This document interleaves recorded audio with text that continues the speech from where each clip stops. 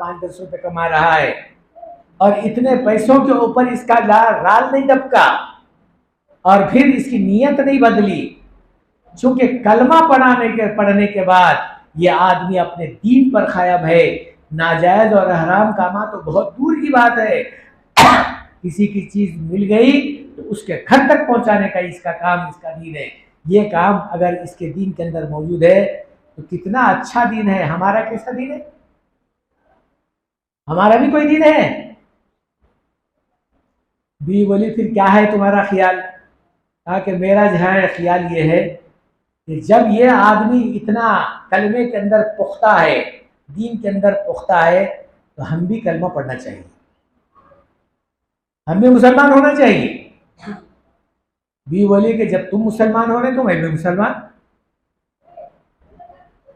सीधा आया, कहने लगा भाई रहीम, मेरे दिल में एक बात आ रही है, वो ये है जब तू कलमे के ऊपर अपना कायम है और तेरा दीन इतना अच्छा है तो फिर मैं भी तेरे दीन को कबूल करता हूँ, मैं भी मुसलमान बनता हूँ। तो अब्दुल रहीम साहब कहने लगे हमारे दीन में आने के लिए कोई किसी किस्म का मुसीबत का मसला नहीं है, बस कलमा पढ़ना है, दाखिल हो जाना है। बोला ठीक है, मैं कलमा पढ़ लिया, ला इलाहा इल्लल्लाह मुहम्मदुर रसूलुल्लाह सल्लल्लाहु अलैहि वसल्लम।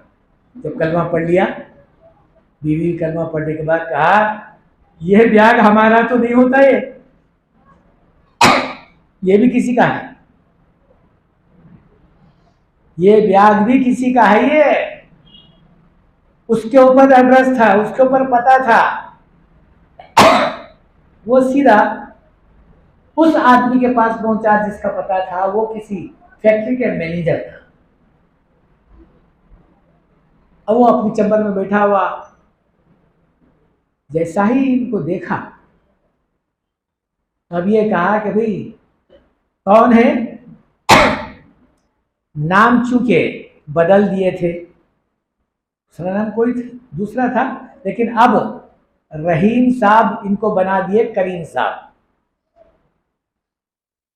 अब वे जैसा बैग लेकर पहुंचे तो कहा कौन है? कहा मेरा नाम अब्दुल करीम है। मुसलमान है? जी हाँ मुसलमान। तो वो मैनेजर कहने लगा तेरे चेहरे से तो मुसलमान नजर नहीं आता, तेरे चेहरे से मुसलमान नहीं दिखता। तुम बोला बात भी बिल्कुल सही बोल रहे हैं आप, मैं असल में मेरा दीन और मैं ब्राह्मण हूं और मेरे को इस तरह से हुआ। अब्दुल रहीम रिक्शे वाले ने मुझे कलमा पढ़ाया और ये पूरी सरगुज़िश्त दास्तान सुनाया और फिर भी मैं मुसलमान होकर अब तुम्हारा ब्याग तुम्हारे हवाले करने के लिए आया हूं, ये लीजिए तुम्हारा ब्याग। ब्याग लेने के बाद बोला मैं आज तक इस्लाम को नुखुश में देखा था। नुखुश के माने किताबों में, आज तक इस्लाम को किताबों में पढ़ा था, लेकिन आज नुफूस में देख रहा हूं, इंसानियत में देख रहा हूं।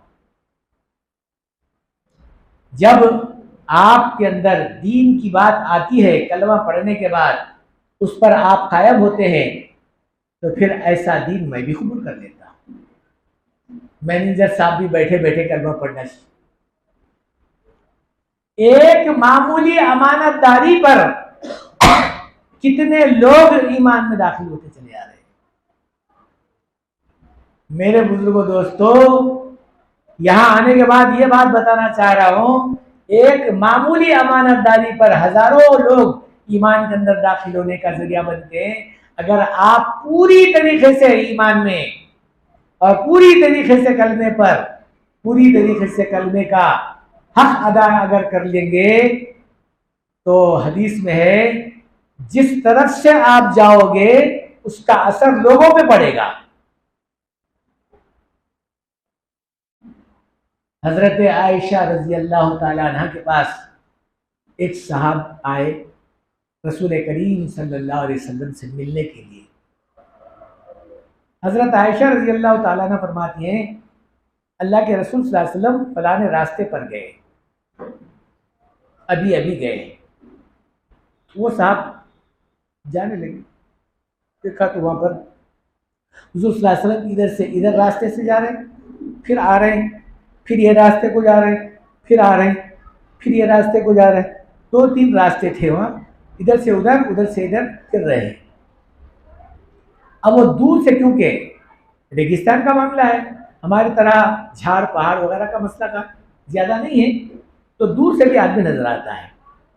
तो अल्लाह के रसूल सल्लल्लाहु अलैहि वसल्लम का ये फिरना देखकर वो साहबी आकर कहने लगे, या रसूल अल्लाह, मैं आपसे मिलने के लिए आया था, मैं अपनी गरज तो बाद में बोलूंगा, मगर मैं ये पूछना चाह रहा हूँ, मेरे दिल में ये बात आ रही है, आप इधर से उधर से इधर जो फिर रहे हैं, वजह क्या है?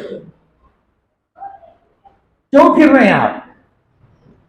तो रसूल करीम सल्लल्लाहु अलैहि वसल्लम ने कहा, मैं इस रास्ते को जिक्र से मुनव्वर कर रहा हूं, इस रास्ते को जिक्र से मुनव्वर कर रहा हूं, ताकि जो आदमी यहां से गुजर जाए उसके ऊपर इसका असर पड़े, उसके ऊपर इसका असर पड़े, और वो भी अल्लाह अल्लाह करने वाला बने।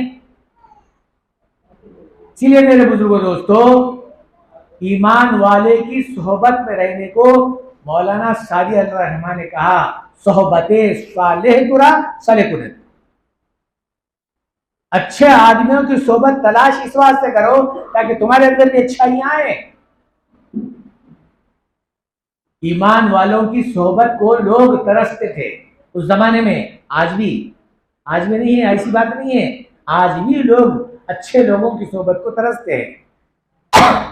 बल्कि जंगलों में आज आराम कर रहे हैं कुछ लोग जो अच्छे थे, अल्लाह वाले थे, तो आज लोग जंगलों में भी जाकर ऊद और फूल लेकर पहुंच रहे हैं।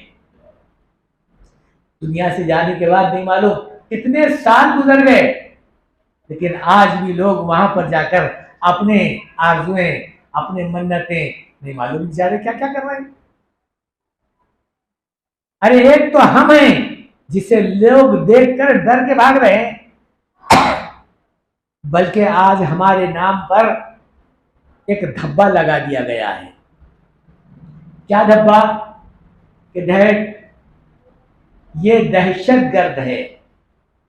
मुसलमान दहशतगर्द किसे बोलते हैं? जिसे देखकर आदमी डरने लगे, उसे दहशतगर्द बोलते हैं। हालांकि मुसलमान ईमान से बना है, मुसलमान अमन का खूबरू है। जैसा घने जंगल में सख्त धूप चल रही है, एक दरख्त जो जरा सा थोड़ा सा साया है, और आदमी उस साये के नीचे आने के लिए उस धूप से बचने की फिक्र में उस साये के नीचे आने की कोशिश करता है। और फिर वहाँ पर एक छोटा सा चश्मा भी पानी का है, जैसा आकर बैठा और पानी पिया तो कहा, आदमी को जैसा सुकून और अमन मिलता है, का ईमान वाले की सोहबत में वैसा अमन मिलता है। ईमान वाले को लोग अमन का और फिर बड़ी मुश्किलों से, बलाओं के दूर होने का जरिया समझते थे। बल्कि अगर यूं कहा जाए तो आज भी बहुत सारे लोग जो गैर किस्म के लोग हैं, अरे भाई तुम्हारे हाथ से हलाल किया हुआ मजेदार होता है, हम भी करते हैं, लेकिन हमारे अंदर वो बात नहीं होती। तो कहा, कलमे वाले के हाथ से ज़िबा करने पर वो लोग आज भी मुत्तफिक हैं। मेरे बुजुर्गों दोस्तों, फिर तो अगर पूरा ईमान के ऊपर अमल किया जाएगा तो फिर क्या होगा? तो कहा, एक ईमान वाला अगर दुनिया में बाकी है, तो अल्लाह के रसूल सल्लल्लाहु अलैहि वसल्लम ने यूं फरमाया, जब तक ये आदमी जमीन पर रहे और अल्लाह अल्लाह बोल रहा है, इसकी वजह से और जमीन का निजाम कायम है,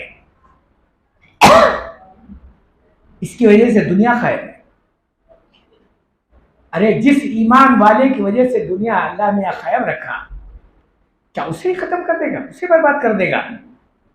लेकिन अब यहां आने के बाद में फिर मैं वो गुजारिश करूंगा कि अल्लाह के रसूल सल्लल्लाहु अलैहि वसल्लम ने फरमाया, इखलास से अगर कलमा पढ़ लिया जाएगा तो इंशाअल्लाह जरूर जन्नत में जाए। जन्नत में तो मरने के बाद जाएगा, लेकिन दुनिया में भी जन्नत का मजा चखेगा।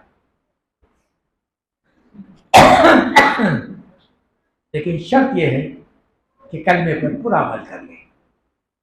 जैसा मैं गुज़िश्ता बताया था, वला नबलुवन्नकुम बिशैइन मिनल खौफ वल जूअ व नक्सिन मिनल अमवालि वल अनफुसि वस्समरात व बश्शिरिस साबिरीन। अल्लाह ताला जल्ल शानहू ईमान वाले का आजमाइश का मामला करते हैं। ऐसी बात नहीं है कि ईमान वाला हो गया सारी चीज़ें आदमी की तरफ से दूर हो जाती है, ऐसा नहीं है। दुनिया में भी जन्नत मिले, आखिरत में भी जन्नत मिले, तो फिर कौन बगैर मुस्लिम बगैर कलमे के रहे, वो भी तो इस्लाम में दाखिल हो जाए। तो मेरे बुजुर्गों दोस्तों, जहाँ अल्लाह की तरफ से आदमी कलमा पढ़ लेता है तो थोड़ी सी आजमाइश का मामला उसके साथ अल्लाह ताला करते हैं। दुनिया के एतबार से बीमार भी होता है, हालात भी उसके साथ में होती हैं, नागहानी चीज़ों में भी मुब्तला हो जाता है, कभी कभी मुकदमे भी हो जाते हैं, कभी कभी लड़ाई झगड़े भी हो जाते हैं। तो सारी बातों के अंदर आदमी अपने आप को कलमे पर जमा रहे, ईमान पर बाकी रहे, अल्लाह का नाम लेता रहे और दूसरों को अल्लाह का नाम बताता रहे। इंशाअल्लाह ये कलमे पर अमल करने वाला दुनिया में भी जन्नत का मजा चखेगा। जब दुनिया से जाएगा तो इंशाअल्लाह सीधा अल्लाह ताला उसको जन्नत का मुस्तहिक बनाएगा।